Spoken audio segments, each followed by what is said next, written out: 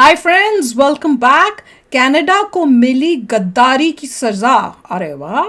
G20 में सरेआम लिया गया बदला। अरे वो ठीक है भैया।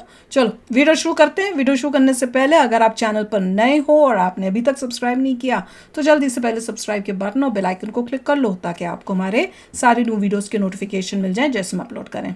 अगर आपको वीडियो पसंद आता है प्लीज़ लाइक एंड शेयर। चलिए शुरू करते हैं। यहाँ कुछ हुआ था हमें तो भारत विरोधी गतिविधियों का अड्डा बन चुके कनाडा को सबके सामने घुटनों पर ला दिया गया है। भारत ने खालिस्तान के मुद्दे पर कनाडा को ऐसा धोया कि कनाडा के प्रधानमंत्री जस्टिन ट्रूडो के साथ अनहोनी हो गई।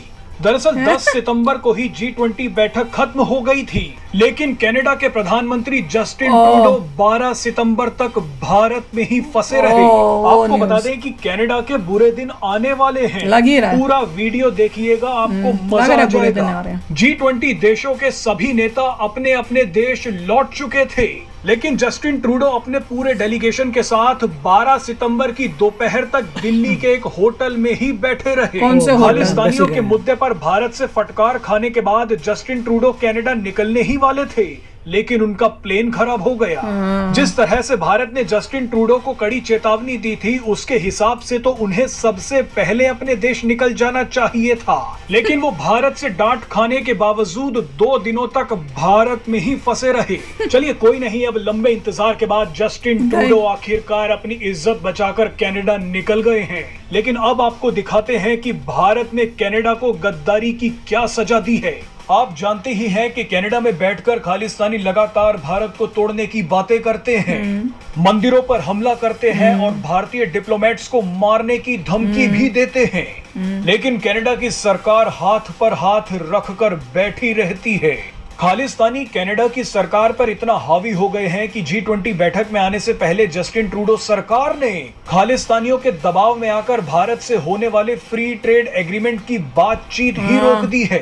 अब आप ही बताइए कि भारत ऐसे में कनाडा को कैसे छोड़ देगा। भारत सरकार ने G20 बैठक में कनाडा के साथ वही किया जो उसके साथ होना चाहिए था। G20 बैठक में पीएम मोदी के साथ आपने दुनिया भर के सभी ताकतवर नेताओं को देखा, लेकिन जस्टिन ट्रूडो G20 में मौजूद होने के बावजूद गायब रहे। ऐसा लग रहा था कि G20 बैठक में जस्टिन ट्रूडो अदृश्य हो गए हैं, मानो उनके होने और ना होने से किसी को कोई फर्क नहीं पड़ता हो। G20 बैठक में जस्टिन ट्रूडो को पूरी तरह से साइडलाइन कर दिया गया, उन्हें पूरी तरह से इग्नोर कर दिया गया। यहाँ तक कि टीवी कैमरों ने भी जस्टिन ट्रूडो को कोई भाव नहीं दिया। पीएम मोदी के साथ ऋषि सुनक और जो बाइडन चलते दिखे, लेकिन जस्टिन ट्रूडो अकेले ही रह गए। लेकिन मजा तो तब आया जब पीएम मोदी और जस्टिन ट्रूडो का आमना सामना हुआ। पीएम मोदी ने जस्टिन ट्रूडो को खालिस्तान के मुद्दे पर ही घेर लिया। पीएम मोदी ने जस्टिन ट्रूडो से कहा कि हम कनाडा में भारत विरोधी गतिविधियों को लेकर बेहद चिंतित हैं। पीएम मोदी ने ट्रूडो को बताया कि कनाडा में कुछ लोग बैठकर अलगाववाद को बढ़ावा दे रहे हैं, भारत के खिलाफ हिंसा भड़का रहे हैं। पीएम मोदी ने यह भी कहा कि कनाडा में भारतीय हाई कमीशन के परिसर को नुकसान पहुंचाया गया, मंदिरों को तोड़ा गया। ये बहुत ही गंभीर मामला है। जस्टिन ट्रूडो ये सब सुनते रहे, लेकिन इसके बाद तो भारत ने कनाडा को और भी बड़ा झटका दे दिया। कनाडा ने भले ही भारत के साथ अपनी ट्रेड डील को टाल दिया है, लेकिन भारत ने कनाडा से भी 10 गुना बड़ी डील यूरोप और मिडल ईस्ट के साथ कर ली है। कनाडा जिंदगी भर पछताएगा कि उसने समय रहते भारत की बात नहीं मानी। कनाडा को जल्द ही एक और बड़ी कीमत चुकानी पड़ेगी। खालिस्तानी भारत में तो एक पत्ता भी नहीं हिला पाएंगे, लेकिन वो जल्द ही कनाडा में खालिस्तान बना लेंगे। कनाडा की राजनीति के अलावा अब कई शहरों पर खालिस्तानियों का कब्जा हो गया है। वो ये करेंगे। न्यूज़ तो कमाल की है और अच्छा है, मोदी जी ने उस साफ मैसेज दे दिया कि जो खालिस्तानी तुम्हारे वहाँ पे बैठे हुए हैं उनका कुछ करो। पर ये वोट की वजह से इतना दबा पड़े हैं कि भाई कोई एक्शन नहीं ले रहा। उनको ये नहीं समझ में आ रहा कि तुम अगर एक्शन नहीं लोगे तो जो तुम्हारी अपनी एक्चुअल जनता है वो तुम्हारी अगेंस्ट होकर तुमको निकाल देगी। देखिए कनाडा काफ़ी रिच कंट्री है क्योंकि उनकी पॉपुलेशन बहुत ही कम है। पहले बता था दिल्ली के इक्वल होगी, NCR के इक्वल है उनकी पॉपुलेशन।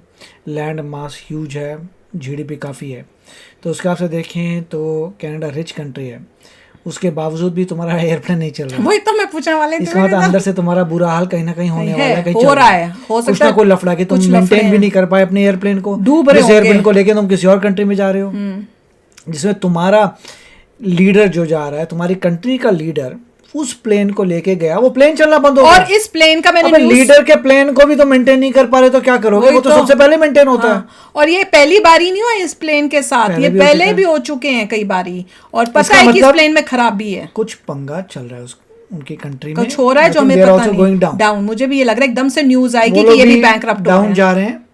बैंक पता नहीं होते नहीं होते, मगर डाउन जरूर जा रहे हैं कि उनको अपना प्लेन ही मेंटेन नहीं हो रहा। उसके बाद मान लीजिए किसी को पता लगता है कि भाई आपका प्लेन नहीं चल रहा, अगर किसी एयरलाइन का प्लेन नहीं चलता 2 घंटे में दूसरा प्लेन आता है, या 2 दिन लग रहे हैं आने में। चलो ये भी कह सकते हैं कि दूर है कनाडा, तो जब 2 तक दिन बेचारों लगते ने 1 दिन में आ जाना चाहिए था। हाँ, वहाँ डबल लग रहा है। अगर मान लो यहाँ पे कोई पता लगता है प्लेन खराब हो गया, 2 घंटे में दूसरा एयरलाइन भेज देती है।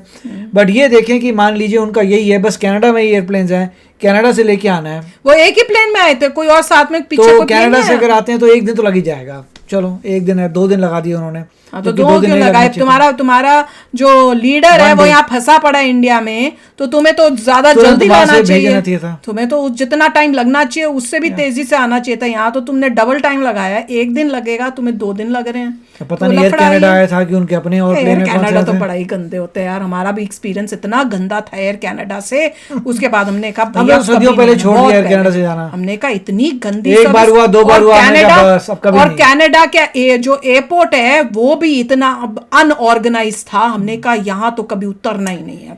पहली बार एयर कनाडा गए, हमें बड़ा गंदा एक्सपीरियंस, हमने कहा चलो एक और चांस देते हैं। दूसरी बार भी वैसा ही हुआ, हमने कहा बाय बाय, कभी नहीं। उसके बाद बहुत से ही। मेरे ख्याल से 15-20 साल से हम एयर कनाडा में नहीं गए। नहीं गया, उसके बाद से नहीं गए। जो लास्ट बार एक्सपीरियंस हुआ उसके बाद तो हमने बोला कभी नहीं जाना। स्टार्टिंग में 2 बार हुआ था, फिर उन्होंने कहा बाय बाय। एक बारी तो बड़ा बिठा बुठू के भी रखा था, इस बारी तो दिमाग हर खराब चीज किया हुआ था। खराब थी, हर चीज। और इतनी भीड़, इतना अनऑर्गेनाइज, बहुत गंदा। लोग भी जो वहां पे थे उनको तकलीफ। हमारा जो बैगेज था वो मतलब इंडिया से आके, जब इंडिया से वापस आए वही आया, जो लेके गए थे वही वापस आ रहा है। इन्हें तकलीफ हो रही थी कि भैया इतना बैगेज अलाउड नहीं। मैंने कहा अभी आधा रास्ता तो आ चुके हैं, वहां कोई प्रॉब्लम नहीं, अब तुम्हारे यहाँ उतर के तुमको प्रॉब्लम हो रही है। कोई लॉजिक तो नहीं समझ में आ रहा।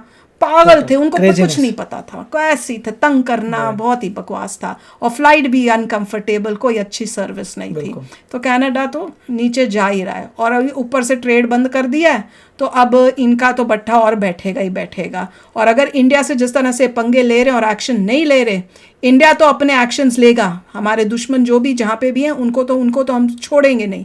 पर इससे तुम्हारे साथ जो हमारी रिलेशनशिप्स है वो तो तुम सोच लो कि क्या होने वाले हैं। फिर जब तुम्हें ज़रूरत पड़ेगी तुम आने की कोशिश करोगे कि फ्रेंडशिप हो जाए। चलिए पता चल जाता है कि इवेंचुअली कि एक और कंट्री है कनाडा जिसका डाउन टर्न शुरू हो गया, जिस हिसाब से कि उनका एयरप्लेन तक मेंटेन नहीं कर पाया मल्टीपल टाइम्स। एम्बैरेसिंग।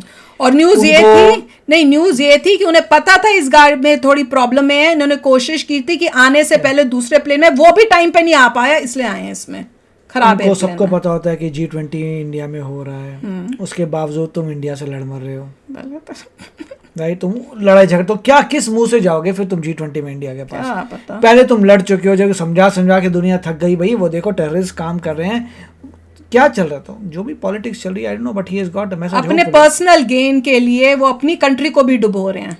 होपफुली उनको मैसेज मिल गया होगा। होपफुली उनके लोगों को ये समझ में आ जाए कि लीडर ठीक नहीं है, इसको बदलो अगले इलेक्शन में। तो चलो देखते हैं क्या होता है फ्यूचर में। चलते हैं, मिलेंगे नेक्स्ट वीडियो में बहुत ही जल्द। Till then take care and bye bye.